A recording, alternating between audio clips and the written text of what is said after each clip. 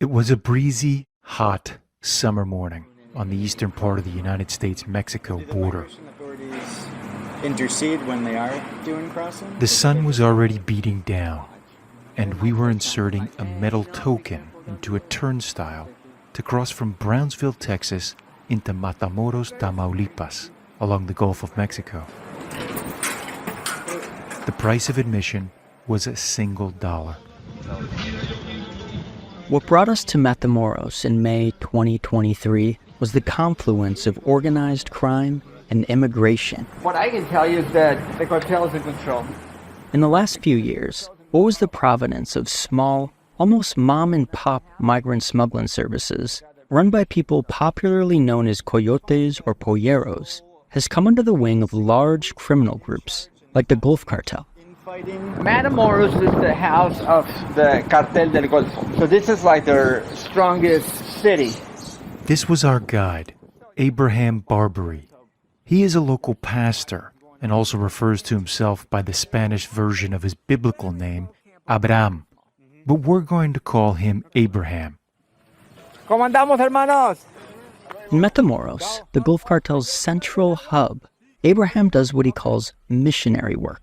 What this means in practice is that he helps migrants, thousands of them, as they traverse this dangerous gauntlet. On this day, he was taking us to visit a sprawling migrant camp along the Rio Grande, the famous and often unpredictable river that separates the United States and Mexico. Nobody crosses the river without paying the hotel. This is a dangerous town. And if you're a vulnerable person, Welcome to Inside Crimes Podcast, where we investigate from the ground up to help you understand how organized crime works in the Americas. I'm your host, Stephen Dudley, Inside Crimes co-director. And I'm Parker Asman, an Inside Crime investigator and today's co-host. In this episode, with the help of Abraham, Parker and I will explore how the mighty Gulf Cartel went from a drug trafficking organization to one that has its hands in everything, from human trafficking to migrant smuggling. We'll also discuss how both U.S. and Mexican immigration policies are helping strengthen already powerful criminal groups, and how people like Abraham, with some traditional and some very non-traditional methods, face down the power of organized crime. they're smart, man. That's what they call organized crime. We're very well organized.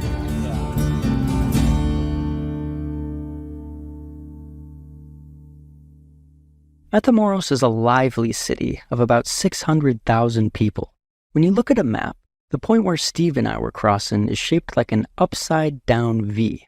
On one side, the Rio Grande juts north along a boulevard. On the other side, it quickly snakes south along a narrow avenue where the camp was. As we walked towards the camp, we crossed a small plaza with vendors selling everything from fresh juices to socks, balloons, and classic Mexican sombreros. Military trucks with soldiers riding in the pickup bed drove past and signaled at us not to take pictures of them. The crowds thickened as we reached the entrance to the camp. In front were rows of houses and 2- and 3-story buildings. On the other side, down a steep, flush riverbed, was the Rio Grande. The United States stood tantalizingly close. The camp was spread up this elongated patch of land along the river, but was well organized. There were clearly defined pathways and rows of tents and other makeshift housing made of pieces of wood and zinc. There were kids running around and playing. There were vegetable and fruit stands, a barber, a place to collect water. Power strips hung from tree limbs, and cell phone charging cords draped the trunks like a weeping willow. As we walked through the camp with Abraham, he greeted a group of migrants. ¿Cómo andamos, hermanos? ¿Ayer vino el del agua? ¿Sí vino? Okay. Abraham has made a name for himself along this part of the border. He is the pastor of a local church where he services many at-risk youth. He He's also a mainstay at the camp, where he helps migrants with everything from the basics, like food, water, and shelter, to the logistics. When we visited, Abraham was doing his best to help the migrants navigate a shaky cell phone application the U.S. government had just launched to program visa appointments. It was nearly impossible to log into or navigate the app. En Google Store va a estar la nueva aplicación. Y me estaban recomendando que el mejor... Abraham is slender and fit. He has a cleanly shaved head and a small, well-groomed salt and pepper jazz patch on his chin. His mannerisms are deliberate and his cadence is soft.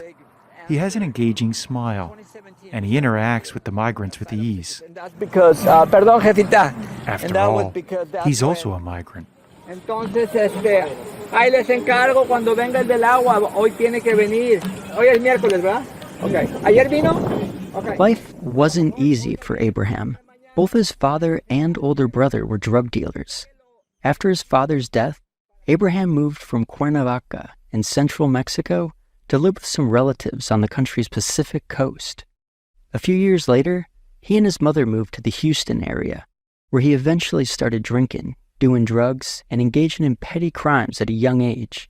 In the United States, he found himself caught between two worlds.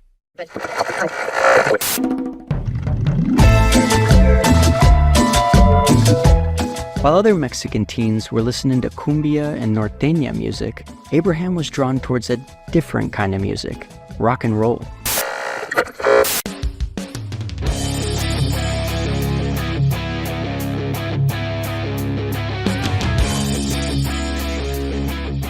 One day, one of my cousins introduced me to Judas Priest, and I was like, oh my God. And then Scorpions, I was like, this is awesome.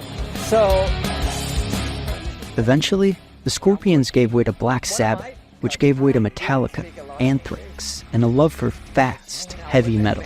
next thing you know, I'm playing my guitar, and then I met another guy who played the guitar, another guy who made the drums. Next thing you know, we're jamming out. And that just started the journey of me playing in different bands. I play in several bands, mostly heavy metal, death metal, speed metal, thrash metal. Before he found God, Abraham struggled in the United States. Like most immigrants at that time, he lived in the poorest part of Houston. And as he started playing in bands, alcohol, marijuana, and harder drugs followed. And soon, so did trouble. His drug use was what first led him to Matamoros. He traveled regularly from Houston to the border city to buy marijuana and then cocaine. Soon, he was selling drugs, and eventually, he started transporting small quantities from the border back to Houston. This led him to jail. He spent just a few months in a Houston prison cell, thanks to a good lawyer who got him probation. Abraham was in trouble. He was drinking heavily, using drugs, and he owed people money in Matamoros. But one day he remembered a small Christian church in Houston where somebody had invited him once. In a later telephone interview, he told us he was hesitant because he'd grown up Catholic, but he went anyway. I was watching the worship band, and they were really talented, so that got my attention. And eventually, the preacher came, and I was going to leave. I was like, man, I don't want to listen to this Bible-thumping preacher. You know, he's going to tell me that I'm a sinner and all that. And, I just wanted to leave. At the pulpit was Keith Richards. Abraham never forgot the name of that preacher, obviously because he shared the name of the Rolling Stones' lead guitarist, who was famous for his own public struggles with alcohol and drugs. But Abraham would remember much more about that fateful day. When I went to that little church, I remember they were singing songs that were very different than the Catholic Church. And the lyrics were very moving, I would say. I guess that's what I needed to hear that night. One of the songs was talking about, God renew me, give me a new heart. I'm tired of being the way I am. I thought that's exactly what I need, a new heart. Abraham never looked back. He said that if God loved him, he wanted to love him back by changing his bad habits. That was what changed my heart, that God loved me unconditionally. And he was willing to take me the way I was. And I was a terrible person, my brother. Had done some terrible things. He stopped playing in bands and started going to church regularly. Then he started seriously studying religion. He and his wife started engaging in missionary work all along the U.S.-Mexico border. This included Matamoros, where he provided translation services to a friend who was working at a small church. He also began preaching regularly whenever he came to Matamoros. And ever since, my heart stayed here, and I kept coming back and coming back. And then it got to a point where I was coming back very often, every month, every 2 months, just to do missionary work. In 2009, in part due to the drug trafficking-related violence along the border, Abraham and his family moved to the Matamoros area to do missionary work full-time. He felt it was his duty to come back to the place where he once got into trouble. But by this time, the city had changed. It was not the same low-level violence and criminality he saw as a teenager. But even amidst what was a tumultuous tit-for-tat between the Gulf Cartel and their one-time bodyguards, known as the Zetas, Abraham and his wife founded One Mission Ministries. This eventually included opening several churches across Mexico and Central and South America, as well as a hip-hop urban ministry they called Esencia Urbana, or Urban Essence, which works with at-risk youth in Matamoros. Hey, what's up en español, ¿qué pasó? Enemigo al tiro, el MC Poncho ya llegó. Despite not being a hip-hop fan, Abraham found the youth loved connecting to religion via rap music. It wasn't just about singing and praising God, but taking power away from the Gulf Cartel. By showing young people a different way of life, the Gulf Cartel had fewer potential recruits. It's a dangerous proposition. One song Abraham helped produce is aptly called Medio Loco, or Half Crazy. In the video on YouTube, two rappers take turns praising Jesus Christ and calling for others to join their movement.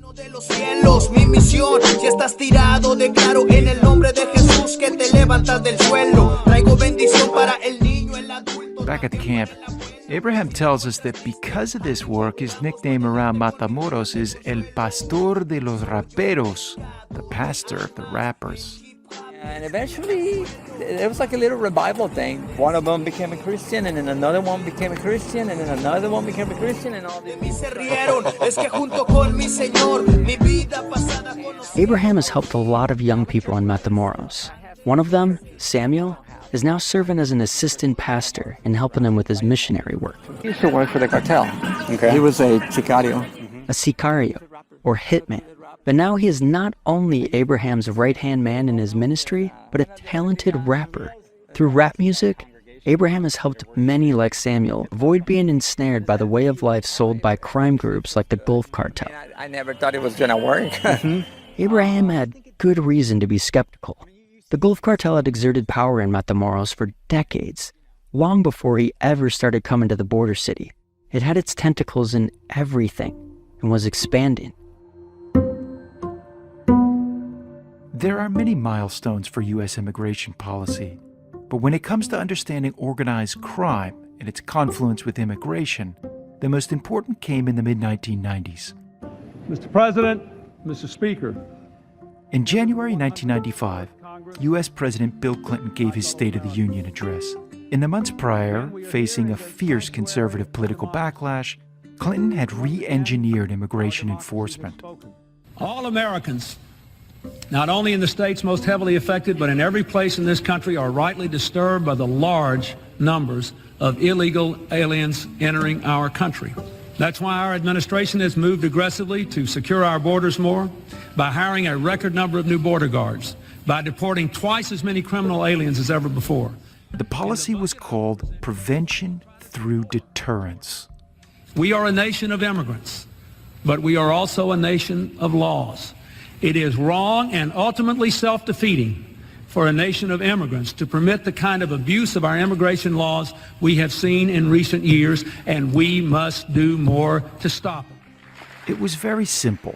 The U.S. government believed that the harder you made it to cross the U.S.-Mexico border, the fewer would try to cross. However, the policy didn't work, evidenced by the fact that there has been a steady increase in migration over the last 30 years. In 2023, for example, U.S. authorities saw a record number of what they call migrant encounters, government speak for when the Border Patrol or the Coast Guard detains an undocumented migrant.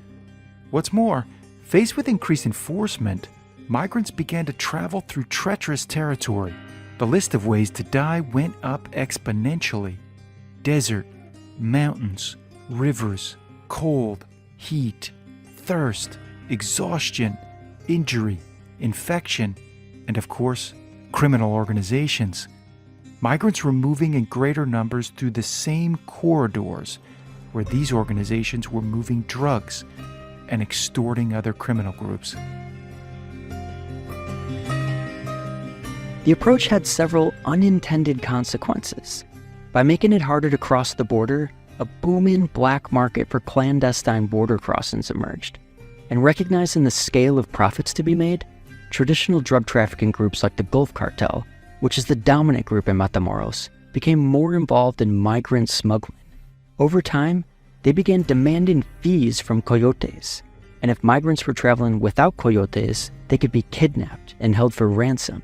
Or worse, they could be forced to work for the cartels as foot soldiers, or maids, or sex slaves. Is among the most powerful criminal organizations in the entire country. One of the reasons that human smuggling is so enticing to drug cartels is that, unlike drugs, humans come back, oftentimes get deported right back where they started, and often very willing to shell out that money again. So it's a cycle. When the Gulf Cartel and the Zetas split around 2010, it got even worse. The Zetas would intercept migrants en route, charging them an additional ransom, or simply murdering them. In August 2010, for instance, the Zetas massacred 72 migrants, just over 100 kilometers south of Matamoros. Investigators believe the migrants were kidnapped by the drug gang and then killed after refusing to work for the cartel. The U.S.-Mexico border is just one part of what has become a deadly gauntlet. We spoke with several migrants in the camp, most of them Venezuelans, who'd spent more than 2 months traveling across 8 countries. Along the way, they'd been extorted by corrupt police and migration officials, and threatened and abused by organized crime groups, paramilitaries, guerrillas, and smugglers. Still, they all agreed on one thing: Mexico was the worst part. Ahorita las 10 ya pasó, ¿verdad? Es la última vez que utilizan la aplicación. Back at the camp in Matamoros, Abraham tried to explain the new cell phone app that the U.S. government had launched. Va a salir la nueva aplicación. Esa ya no la van a utilizar. It wasn't easy. The app kept crashing, or after the migrants would enter their information and hit submit, the app would just freeze, showing that spinning wheel of dots on the phone going endlessly in a circle. Everyone was exasperated, trying their hardest to do things the right way. Con esta aplicación, es la nueva. Because undocumented migrants have 2 ways to get into the United States: go through the U.S. system or try to go around it. When we were there, going through the U.S. system meant hoping and praying they could get an appointment via the clunky cell phone app. One Venezuelan migrant we met had already gotten lucky and would later have his appointment in Texas. He made it all the way to Chicago, where he is going through the asylum process. But the vast majority of them would languish for months, waiting for that little wheel on their phone to stop spinning. Their second option was to enter without documents. There were obviously numerous obstacles to this plan. The most obvious stood right in front of us: the Rio Grande. Another Venezuelan migrant who had made it across told us that he would have drowned were it not for a fellow migrant who snagged him by his shirt as the current was dragging him under. Still, they crossed by the dozens. As we walked over the international bridge to the migrant camp, we could see them making their way. Some were waist deep in the river, trudging through the mud and leafy banks. Others were neck deep. On the other side, the U.S. government awaited. In Texas, that meant both state and federal authorities, some of which were carrying heavy weaponry. If the migrants made it across the river, then through the razor-sharp concertina wire, they would most likely be captured by the phalanx of border enforcement. It was desperate, and from there, it could get worse. They could go to federal prison, where gangs often prey on them. They could be sent to another border crossing and returned to Mexico. where criminal groups could prey on them again. They could also be put on an airplane and sent home, where they would have to start the journey all over again. Or they could be sent back to this camp in Matamoros, where things could also get complicated.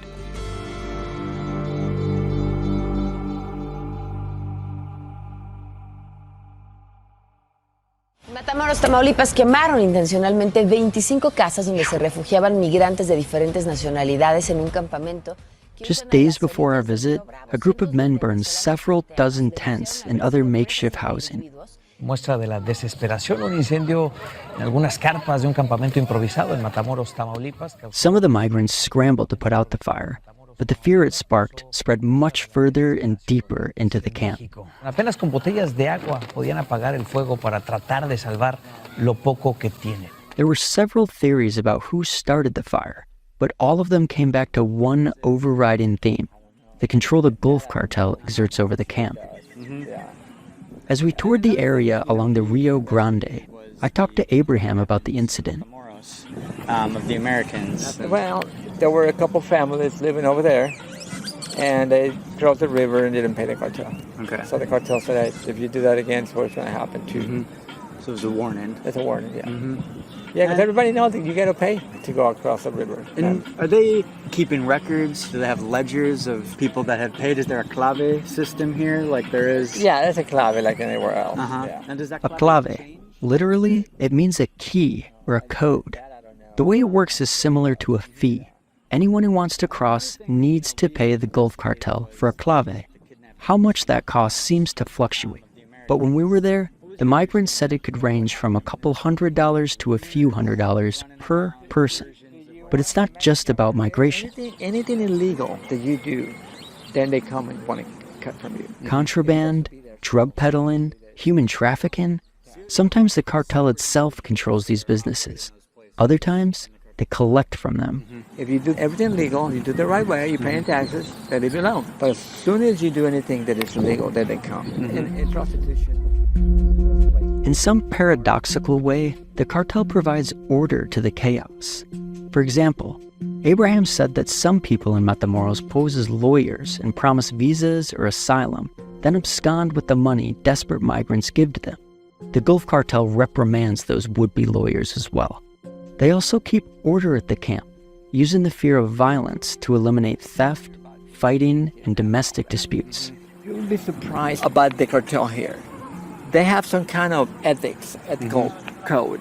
And one of them is you don't do anything to children and women. And for example, if a husband beats up his wife and they call the cartel, they beat him up for doing that. It can be easy to miss at times, but if you look closely, you'll see small groups of young men monitoring the activity in the camp. They look no more than 25 years old, and they walk around and use small, handheld walkie-talkies to report back to their superiors. And although they are not armed, they are easy to spot. They wear clean clothes and have nice sneakers. The camp was noticeably clean for a squalid neighborhood of some 2,000 people living in tents and sleeping on cardboard. There was music, but it wasn't too loud. There was no one drinking alcohol in the open or noticeably drunk. And people appeared to be leaving their valuables and food in the open. I was telling you that you asked me who was the security situation here. The cartel. They come here and say, no fighting, no drugs, no alcohol, no beating women, and you okay. That happens, then we'll come and you pay for it. So yeah, the police won't come here. The army won't come here. The INM, the first time this past 2 weeks they've been here. The INM. That's Mexico's Immigration Service. It was another illustration of how public policy decisions were facilitating organized crime's rise. Despite Matamoros being one of the most militarized border crossings in the world, the Mexican authorities, the police, the army, the immigration services, had barely visited the migrant camp. The Mexican authorities had effectively outsourced the organization and security of the camp to the Gulf Cartel.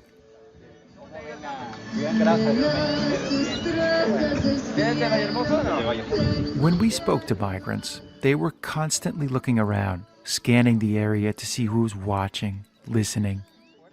But they were relaxed in the sense that they were not worried about getting their things stolen or being dragged into drunken fights or sexually assaulted. In other words, there appeared to be no obvious security problems within the camp. This dichotomy is strange for someone coming from the outside. We're often taught that crime is analogous to disorder, chaos, when in fact sometimes the opposite is true. Sometimes it is the only order people can rely on.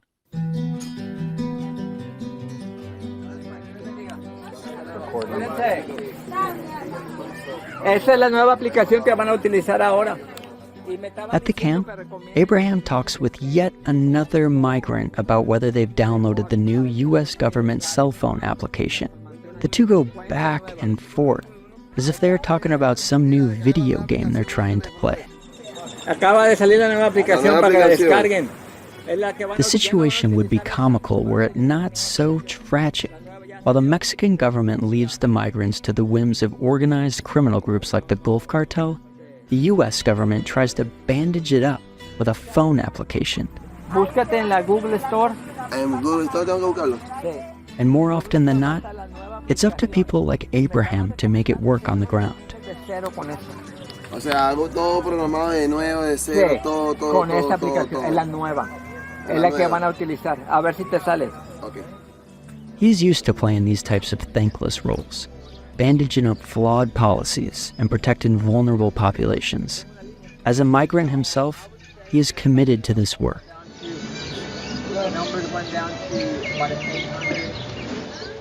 Still, it's tricky and dangerous.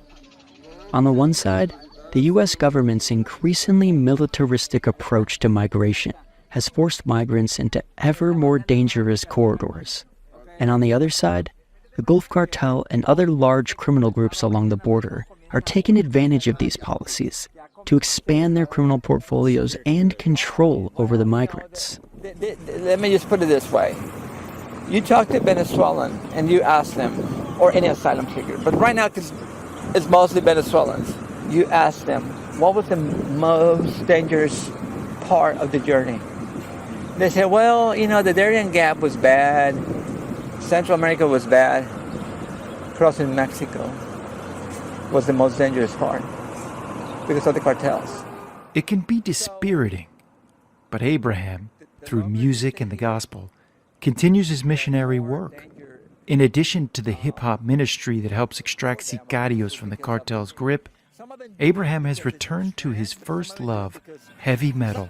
I've been playing in a heavy metal band since I was 14, and I'm 55, and it's in my veins, you know. I like that stuff. After some 15 years without playing in a band, he picked up his guitar again and connected with the local metal scene in Matamoros. Yeah, playing deathcore is a good way to relax for me.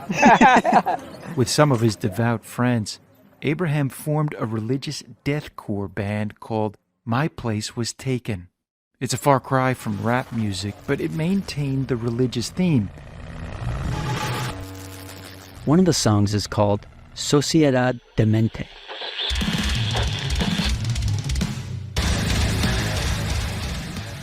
It translates as Demented Society.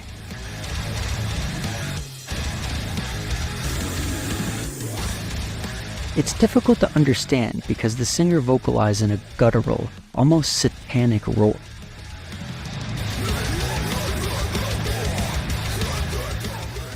But beneath the raspy, gruff staccato is a song that chronicles the desperation of a mother who has found her son's body cut into pieces. As he jams to the music in a video posted on YouTube, Abraham stands in a power stance. Legs bent, slight bow of the head, his guitar across his chest. The song shakes you as the singer screams over and over again, Sociedad Demente, Sociedad Demente.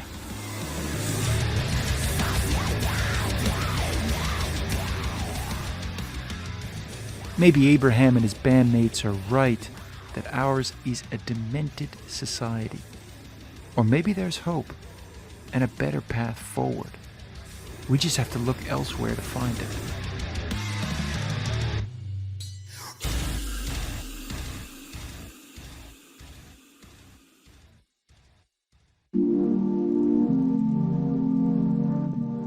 This show is a co-production of Insight Crime and La No Ficción. This episode was produced and written by me, Stephen Dudley, with help from Parker Asman. A special thanks to Abraham for being our guide at the migrant camp. You can find the link to his band's song, Sociedad Demented, in the description of this episode. Our editors are Elisa Roldan and Tomás Umprimni. Our sound designer is Valentina Fonseca, and our graphic designer, Isabella Soto. At Insight Crime, we investigate how organized crime preys on the most vulnerable in our societies. If you think these stories are important, consider making a donation. Every little bit helps, and will go directly to reporting these types of stories.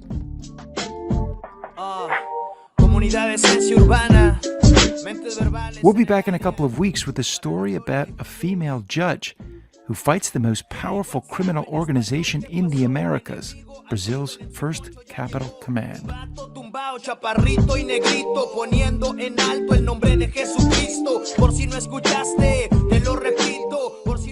In the meantime, get ready for your Spanish lesson. Hey, what's up en español? ¿Qué pasó? Enemigo al tiro, el MC Poncho ya llegó. See you next time. Chaparrito y negrito poniendo en alto el nombre de Jesucristo. Por si no escuchaste.